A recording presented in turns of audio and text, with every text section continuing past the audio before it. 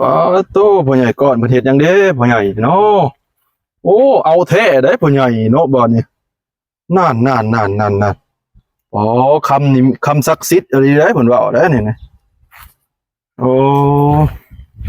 เสียดหวังไว้วิโก้เพิ่นได้นี่ได้นี่เดี๋ยวนี้คือว่าเพิ่นกำลังสิจ้างเขาไป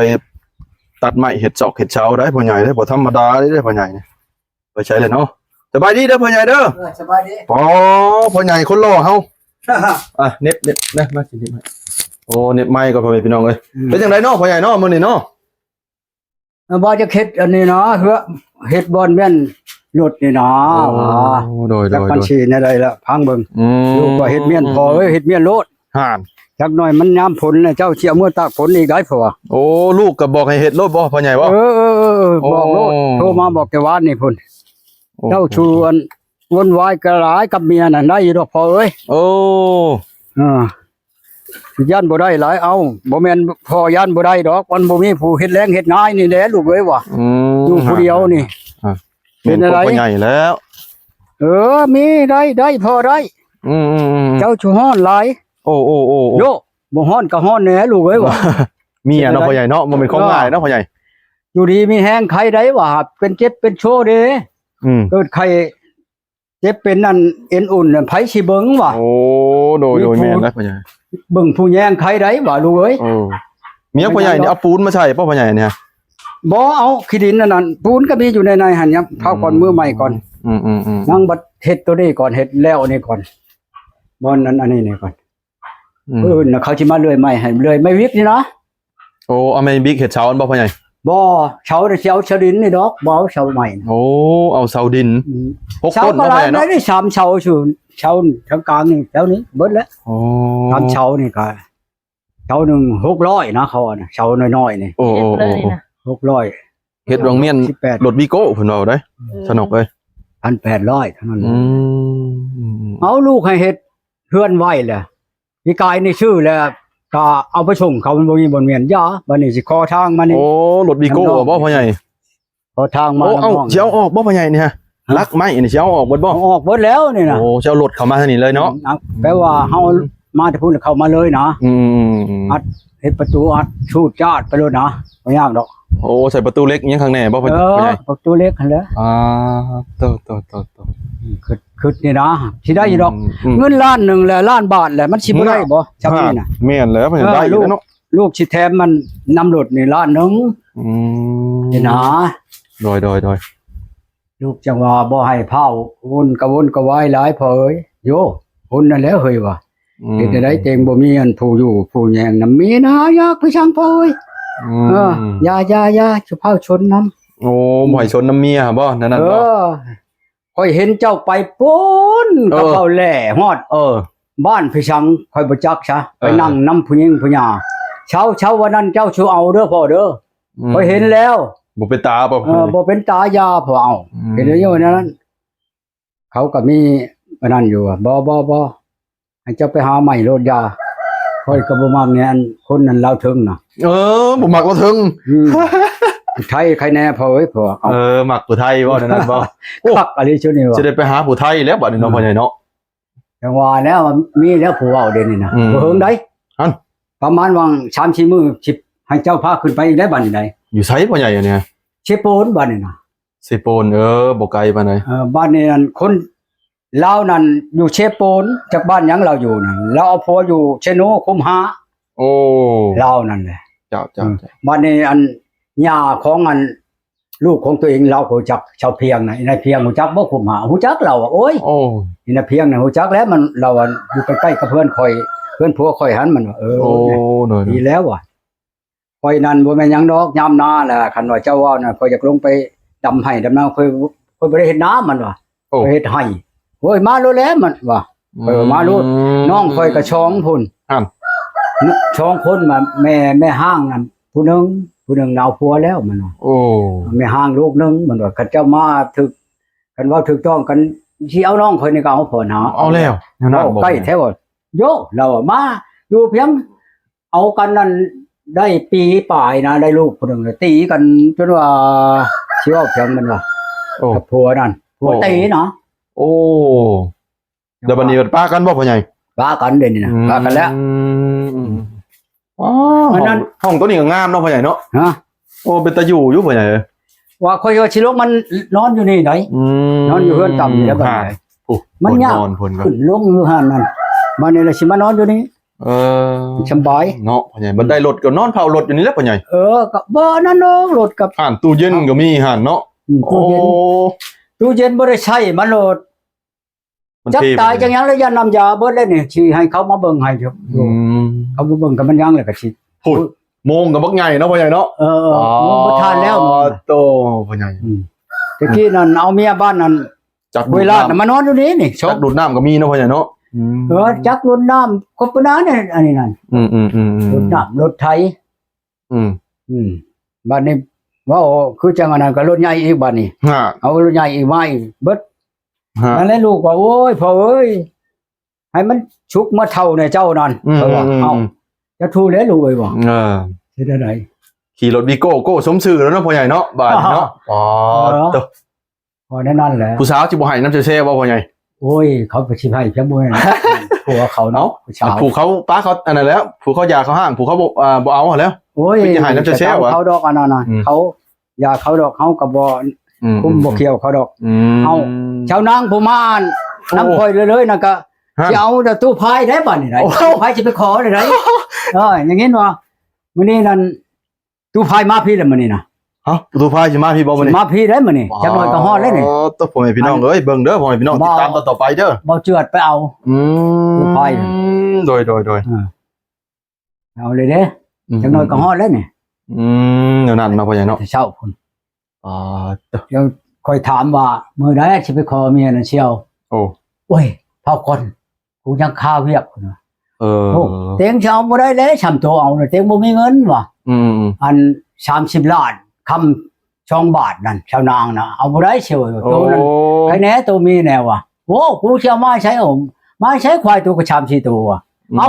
ควายรวมได้หมอว่าควายรวมเพียงเอ๊ะเขาว่าควายมึงบ่ควายรวมควายเบิดเจียนะพอเอาแล้ว เดี๋ยวนั้นเนาะพ่อใหญ่เนาะ ฉันบ่ว่ะ ป้าพ่อใหญ่พายก็บ่ธรรมดาเลย เอาแล้วเอาแล้ว เออ เพิ่นว่าคันกูไปขอกูก็ฮ้อนมึงพุ่นแล้วเชียวว่ะ เอ้าสิมาหาพ่อใหญ่อีกให้พ่อใหญ่ไปนำบ่พ่อใหญ่ ให้อันไปนำหมอ ไปบ่พ่อใหญ่ก็ อยู่ก็ไปแล้วหมู่มาเว้าไปบอกไปสิไปอัน โดย ปะหมู่เฮ้ย จ้า ธรรมดามัน ทีมหมู่ทีมคู่เนาะพ่อใหญ่เนาะ หมู่คู่เด้ ห่านน้ำเย็นนี่ได้พ่อใหญ่ น้ำเด้อสนุกเด้อ โดยเอาเลยพ่อใหญ่ ผมบ่ได้เอาจอกลงมา ผมเป็นหยังพ่อใหญ่กินมาแล้วเมื่อกี้นี่ อืม พ่อใหญ่รถแป้งหัวแป้งห้าวเนาะมื้อนี้เนาะพ่อใหญ่เนาะ แปลงนั่นนี่แหละบอนสถานที่แหละมันพวกมันเพือกก็เรียกก็ได้หลายกับบ่คักเลยเฮ้ยหมู่คู่มา ตะข้างนี่กำเฮ็ดได้นี่เอารถไถเข้าก็ได้ เบิ่ เนาะ ง พ่อ ดู ใหญ่เนาะ ถ้วยข่อยนี่เจ้ามาเบิ่งดูนี่มีแต่ถ้วยบ่ได้นี่ก็ดีนี่นี่ถ้วยอันตักกินนี่ได้บ่แม่นน้อยๆเด้อนี่จกเทรลโลอีกคนได้บ่แหละนี่ๆๆ แม่นแล้วพ่อใหญ่เป็น มี กระ แต่ เป๋า ถ้วยด้วยนี่เจ้าบ่ ถ้วยบ่ได้ใช้เนาะ บ่ได้ใช้นี่คือแม่นเบิดนี่ทุกน้ำ ใส่กระเป๋าไอ้คักนี่เนาะพ่อใหญ่ บ่ได้ต้อง แม่นว่านั้น บ่ได้อันนั้นมันจน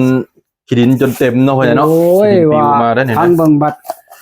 ลูกได้เงินมาให้เลยชิบเอาอันนั้นมาปูกะโหลมาปูบ่ได้มันอยู่เย็นแน่เฮ้ย โดย อันนี้บ่ได้เด้นี่มันร้อนกระเดียนี่ โอ้คักเนาะพ่อใหญ่เนาะ อืม แอบกำลังกายแต่เช้าผมว่าพ่อใหญ่คนเดียวนี่ฮะ แต่เช้าพุ่นละกวาดนั่นนี่มันบ่แม่นมันอันนั้นบ่แม่นมันหอม โอ้ บ่กวาดบ่เฮ็ดนี่ก็ดี กินข้าวกับยังพ่อใหญ่มื้อเช้านี่กินข้าวแล้วบ่ กับอันนั้น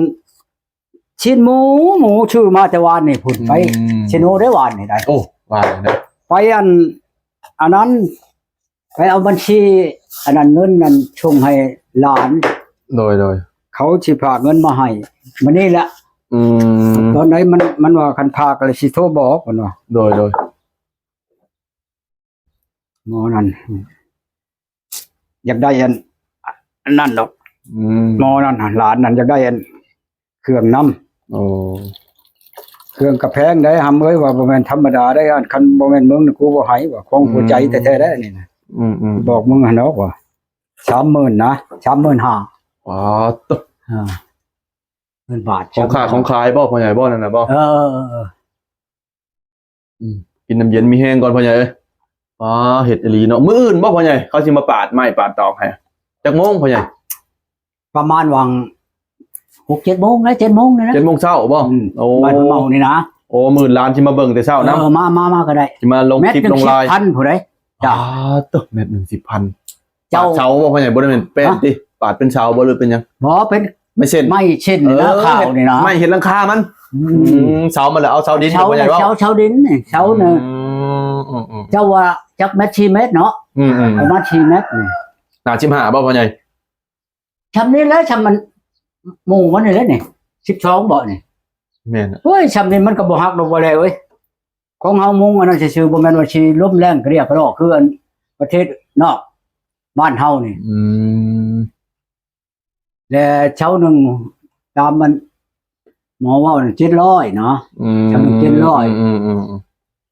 ที่7กับเช้า8 2008 บัดเช้าใหม่นี่บ่มักบ่พ่อใหญ่ มักแล้วมันเฮาบ่มีใหม่จะเอาไม้ใช้มีแต่ไม้วิกนี่มันบ่เป็นเฮ็ดดอกจะว่าเช้าอันดินนี่กับเช้ากับเหล็กอะไรดีเจ้าว่ะ ดินกับเหล็ก โอ้โห เหล็กนั่นจักแมตรเท่าไหร่เบิดเหล็กนั่น เช้าเหล็กผัดโค้งมันบ่เป็นโค้งเหล็กมันก็บ่คักพ่อใหญ่ บ่คงไม่ก็ได้แปลว่าเฮาให้เขาเฮ็ดชี้ให้เด้ชี้บนใช้น็อตน่ะ คำเช้าเหล็กมันแพงเลยพ่อใหญ่ แพงกว่าเช้าดินบ่ แม่นแหละต้นเช้าหนึงมันตกอยู่ 3-4 แสนพุ่นเด้ โอ้ แพงพอ แพงเนาะ แพง แพงบ่เอาอันนี้500-600ซื่อ อืม สิเอาตัวนี้แหละมาพอได้โอ้ย อืม เม่นอันนี้ก็บ่นั่นปานใดดอกยามฝนน่ะสิเฮ็ดมันทางข้างมันเบื้องนั้นน่ะก็สิใช้ดินคือกันนี่แหละเอาพาดินขึ้นไปแหละแล้วสิเฮ็ดประตูทางนั้นได้ บ่พ่อใหญ่ลูกพ่อใหญ่สิมาเลยบ่หรือจังได๋ มาเลยเด้หมอหนึ่งอยู่บ้านเมียผมว่าจะให้พ่อไปเมื่อบุญนี่ โอ้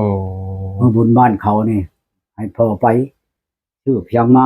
เมียในพ่ออยู่หั่นครับบ่ได้เอามาจำเอาเมียมา อ เลย ยู่ใกล้ๆนี่บ่พ่อใหญ่ ฮะ บ้านได้เกาะเพิ่นมานะ บ้านหัวเมืองหัวเมืองแกกอกนี่เด้ อยู่แกงกอกพุ แม่น พ่อใหญ่สิไปใช่ป่ะ ไปแล้วเมื่อบุญผู้ใด เมื่อบุญเมื่อแฮม จักคำโว้มันบอกมันวันที่22อยู่วันที่ และยูทูบเบอร์เฮาก็สิติดตามไปน้ำพ่อใหญ่เอ้ย เออ ติดตามลงไปถ่ายคลิปพ่อใหญ่และมื้อ นั่น นั้น เนาะ บอกงานบุญเนาะลูก ไปนำแน่ ลูกแท้ๆเนาะพ่อใหญ่เนาะ ลูกแท้ๆนั่นแล้ว โอ้หล่อคือพ่ออยู่บ่ลูกนี่เนาะ โยก็ เจ้าสู้คือพ่ออยู่บ่ บ่นั่นไปได้ดอกหมอนี่ เอ้าคือดับเนาะพ่อใหญ่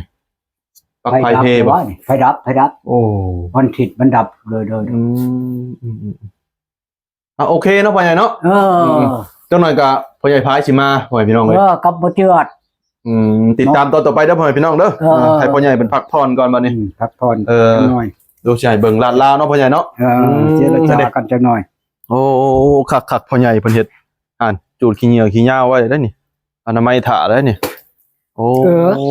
มื้อนี้บ่เลยหาก็จะได้เห็นเฮือนเพิ่นเพื่อนๆเด้อเข้าไปได้หอมใหญ่ๆนึงเผลอๆใส่แอร์นี่ป๊าดตะนอนนี่เนาะนอนกับผู้สาวนอนกับผู้ชายนี่คักแท้ได้นี่ก่อเองบ่พ่อใหญ่เนี่ยก่อเองบ่ ก็ ได้จั กั ง บ ได๋ ลูกชุบมันป้าแม่มันนั่นแหละ จ้ะป้ากันกับแม่เฮ็ดกับลูกกันนั่นแหละ ปัญญา มั มันนั่นตัวนี้น่ะใช้เข้าได้นี่ โอ้ ใช้เข้าอันเฮาเอาเข้าเปลือกเข้า โดย เป็นพรเข้ามาในนี้ มันเต็มด้วยกับปั้นเต็มกับปั้นนะ ชามเทื่อเต็มนี่จังได้แล้วหน้านี่ โอ้ ชามเทื่อเต็มนั่นนี่นะ พอแล้วจังว่าได้เข้าลายเนาะพ่อใหญ่เนาะ ก็บ่ได้พอกิน